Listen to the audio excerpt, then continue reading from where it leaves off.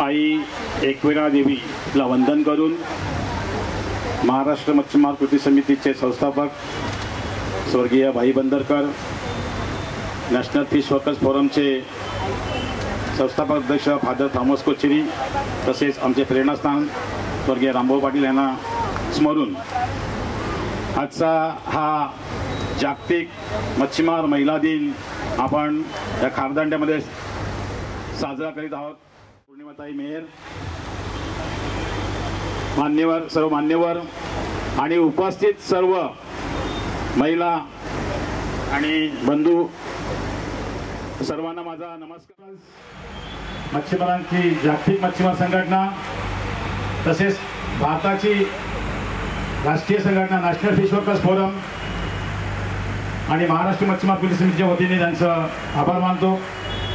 आपल्याला माहितीच आहे की महाराष्ट्र मच्छीमार कृती समिती ही आपल्या महाराष्ट्रामध्ये मच्छीमारांचं काम करत असते, प्रश्न सोडत असते, काही मागण्या मागत असतो। जसं आपण किरण कोळी बोलले की आपण आता एक पॅकेज मागितलेलं आहे नुकसान भरपाईचं 3000 कोटीचं, केंद्रामध्ये असेल तर केंद्रामध्ये करतो आपण, पण महाराष्ट्रामध्ये जो आपला मच्छीमारांचा बुलंद आवाज आहे महाराष्ट्र मच्छीमार कृती समिती, जे आपले स्वर्गीय भाई बंदरकर मच्छीमारांचे गुंजार नेते त्यांनी स्थापन केली आणि त्यांचा धुरा आम्ही सांभाळत आहोत।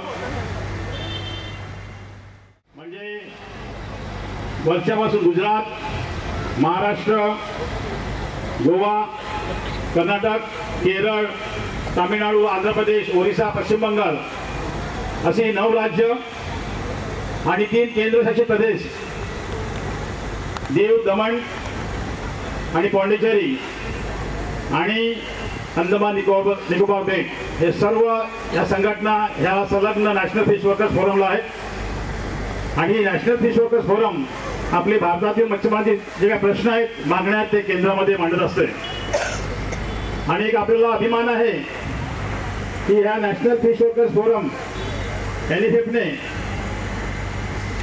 फादर थॉमस कोचेरी यांनी 21 नोव्हेंबर 1997 ला 45 देशातील मच्छीमार देशातील 200 प्रतिनिधी बोलवले दिल्लीला आणि जगाची संघटना बांधली। ती संघटना म्हणजे वर्ल्ड फिशर पीपल्स फोरम। ही संघटना ही गेल्या महिन्यामध्ये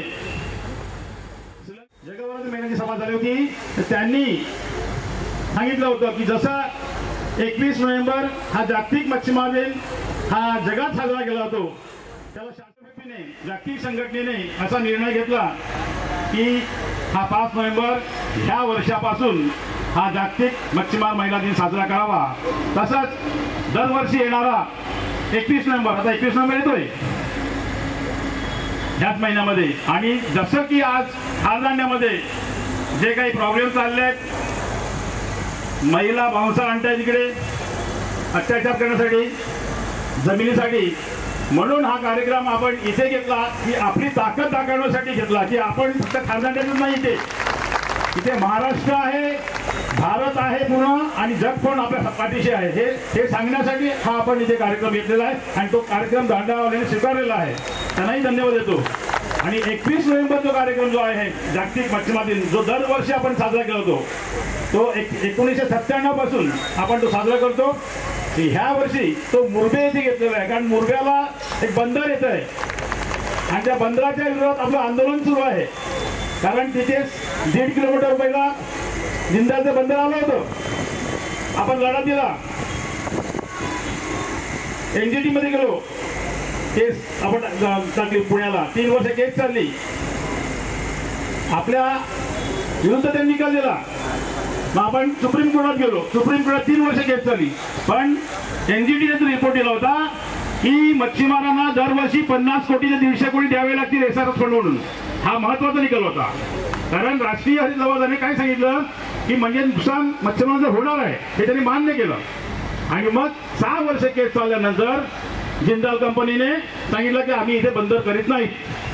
आता बंदर करीत नाही असं म्हटलं, ॲफिडेव्हिट करून दिलं सुप्रीम कोर्टाला आणि 1.5 किलोमीटर पुन्हा आणलं, ते किती पटीने आणलं तर 5 पटीने आणलं, म्हणजे तेच प्रश्न आपले आहेत। मग त्यासाठी पुन्हा आपला वेळ घालवायचा, आणि म्हणून असा आवाज दिलेला आहे, जेव्हा जनसुनावणी झाली गेल्या महिन्यात तेव्हा आवाज दिला एक मंडळ आम्ही कदापि होऊ देणार नाही, कदापि होऊ देणार नाही. आणि म्हणून हीच ताकद दाखवण्यासाठी 21 नोव्हेंबरला मुरब्याला असाच कार्यक्रम होणार आहे, अशाच पेक्षा याच्या दुपटीने पट्ट होणार आहे. तेव्हा तुम्ही तिथे सर्वांनी यायचं आहे अशी मी सर्वांना आपल्याला विनंती करतोय. आता हा जो सुद्धा आपल्याला साजरा करायचा आहे तो कुठे करायचा आहे हे अजून ठरलेलं नाहीये, ते आपण ठरवून करू. म्हणजे मानव अधिकार, ह्युमन राईट्स, आपल्याला हक्क मिळाले पाहिजेत, तोही दिवस आपल्याला साजरा करायचा आहे. मी महिलांच्या बाबतीत असंच म्हणेन की आजचा दिवस हा साधा नाही, एक इतिहास आहे, एक इतिहास लिहिला जात आहे. जसं जागतिक मच्छीमार दिन जो पूर्णपणे 21 नोव्हेंबरला साजरा करतो, तसाच महिला मच्छीमार दिन सुद्धा हा जगामध्ये साजरा होणार आहे. तो हा इतिहास लिहित आहेत आणि समुद्राच्या लाटाने लिहिलेला हा इतिहास आहे. भारतभर जगभर मच्छीमार महिला अभिमानाने आणि ऐक्याने आणि आत्मसन्मानाने आंतरराष्ट्रीय मच्छीमार महिला दिन साजरा करीत आहेत.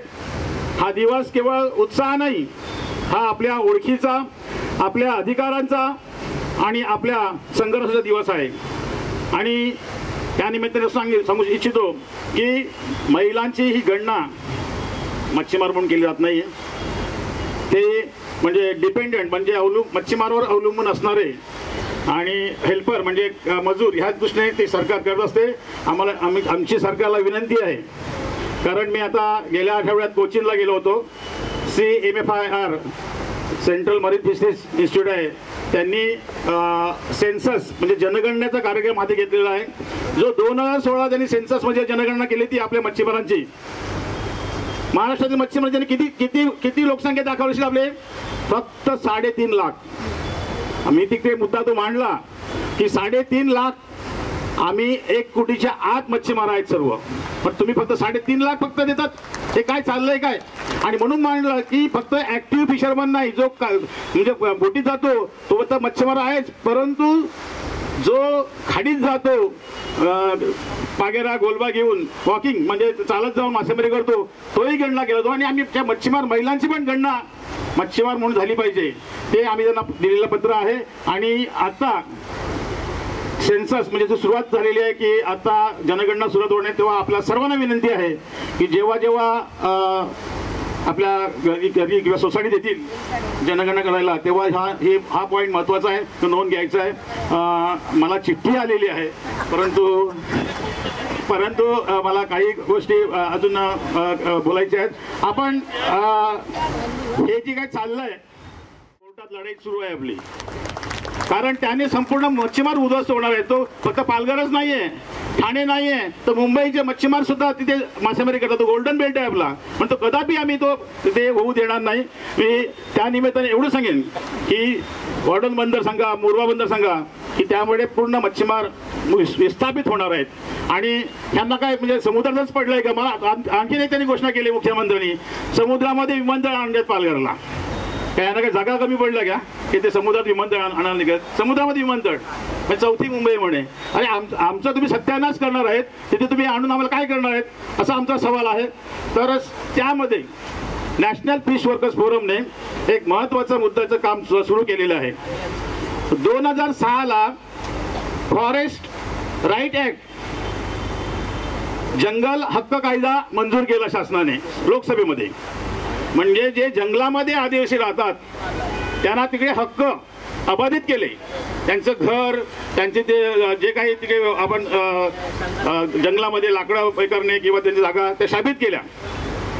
कारण तो त्यांनी संसदमध्ये मान्य केला, आमचं काही म्हणणं नाहीये. परंतु मच्छीमार, आम्ही मच्छीमार समुद्र किनाऱ्यावर राहतात म्हणून आम्हाला कोस्टल राईट ऍक्ट किनारा हक्क कायदा पाहिजे. कारण त्या कायद्यामध्ये असं आहे की त्यांना विचारल्याशिवाय काही करायचं नाही. मग आमचं पण असंच म्हणणं आहे की आम्हाला विचारल्याशिवाय काही करायचं नाही ते. म्हणून कोस्टल राईट ऍक्ट किनारा हक्क कायदा हा झाला पाहिजे. त्यासाठी नॅशनल फिश वर्कर्स फोरमने प्रत्येक राज्यामध्ये वर्कशॉप शिबिर चालू केले आहेत. गेल्या महिन्यामध्ये गुजरातला, अहमदाबादला शिबिर घेण्यात आलं 2 दिवसाचं. 15 दिवसापूर्वी महाराष्ट्राची मडला 2 दिवसाची शिबिर झालं कार्यशाळेत. त्याच्यामध्ये सांगितलं कसं हा कायदे असले पाहिजेत. कारण आपल्याला फक्त जमिनीचे अधिकार नाही पाहिजेत, आपल्याला पाहिजेत आर्थिक अधिकार पाहिजेत, शिक्षणाचे अधिकार पाहिजेत, राजकीय हक्क पाहिजेत, कास्ट म्हणजे जातीचे हक्क पाहिजेत, धार्मिक हक्क पाहिजेत, रिलिजियस हक्क पाहिजेत, कल्चरल हक्क पाहिजे, सांस्कृतिक हक्क पाहिजेत. हे सर्व हक्क आपल्याला मिळाले पाहिजेत. आणि हा कायदा झाला म्हणजे कायदा करायला आपण लावणार आहोत शासनाला. सर्व राज्यामध्ये जाऊन आम्ही फिरणार, तिथे वर्कशॉप घेणार, शिबिर घेणार, लोकांना त्यांचे प्रश्न घेणार आणि मग एक निवेदन जे आपण मेमोरंडम म्हणतो ते देणार सरकारला की हा कायदा करा. सर्व जे खासदार आहेत, आमदार किनारपट्टीवर त्यांनाही सांगणार की हा कायदा मंजूर झाला पाहिजे, तो आमच्या हक्काचा आहे आणि तो आम्ही म्हणजे बनवून घेणारच असं आम्ही प्रतिज्ञा करतोय. तर हा कायदा होणे फार महत्त्वाचं आहे. मी अधिक काही बोलत नाही, परंतु एवढंच सांगेन कारण की किरण गोयला मी नेहमी म्हणायचो भाषण करताना, किरण कोणाला शाप नको देऊ असं बोलायचं. कारण कुठे गेलं का किरण एवढा फास्ट बोलतो की हा शापाने मरेल, असा होईल तसा होईल. पण आता माझी पण वेळ ती आली आहे. कारण तेही सांगतो की आमचे ते बांधव आहेत कपरेटचे की शिवस्मारक तिथे बांधू नका. का तर ती जागा धोक्याची आहे, तिथे बरेच शिप फुटलेले आहेत आणि तिकडे शिवंडी चांगले चांगले मासे मिळतात. तेव्हा आमचा पण म्हणजे जो उदरनिर्वाहाचा तो व्यवसाय घालू नका. बरंच झालं, परंतु शेवटी यांनी काय केलं, पंतप्रधान उद्घाटनाला बोलवलं. तर आम्ही सर्व नागपूर मंडळी वगैरे सर्व आंदोलन मग आम्हाला 2 दिवस मुख्यमंत्री आणि ते मुख्यमंत्री 5-5 मंत्री आणि त्या शिवस्मारकचे अध्यक्ष विनायक मेटे यांच्याबरोबर 2-2 दिवस 3-3 दिवस आमची सभा घेतली. कधी अशी वेळ देत नाही आपण गेलो की नाही आज नाही उद्या नाही. पण त्या दिवशी आम्हाला 12-12 1-1 वाजेपर्यंत आमच्यावर मीटिंग केली.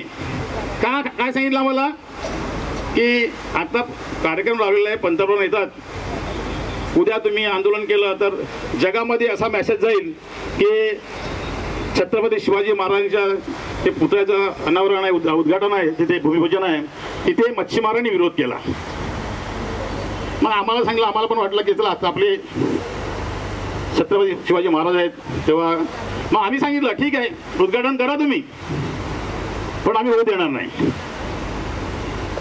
उद्घाटन झालं, त्यानंतर बरीच वर्ष चाललेत, आता हजारो कोटी ते पाण्यात घालवलेत आणि तिथे 2 अधिकारी बुडाले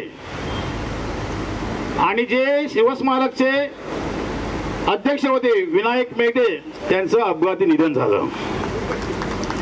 तोही गेला आणि ते तसंच पडून राहिलेलं आहे. कारण आपण जे म्हणतो मच्छीमारांना जे माहीत आहे, जरी मच्छीमार जातो जास्त शिकला नसतो, पण इंजिनिअरच्या पेक्षा जास्त माहिती त्यांना असते इथे काय होणार आहे ते. आपल्याला माहिती आहे कौ कसे मारतात, सहज कसे मारतात ते माहिती आहे, ते कोण मारू शकणार नाहीत. तर आमचं म्हणणं आहे की मी मग ते बोललो की आमचा शाप लागला त्यांना आणि म्हणून ते गेले 2 अधिकारी बोलतात त्यांच्याबद्दल काही नाही, ते काम त्यांचं करत असतात.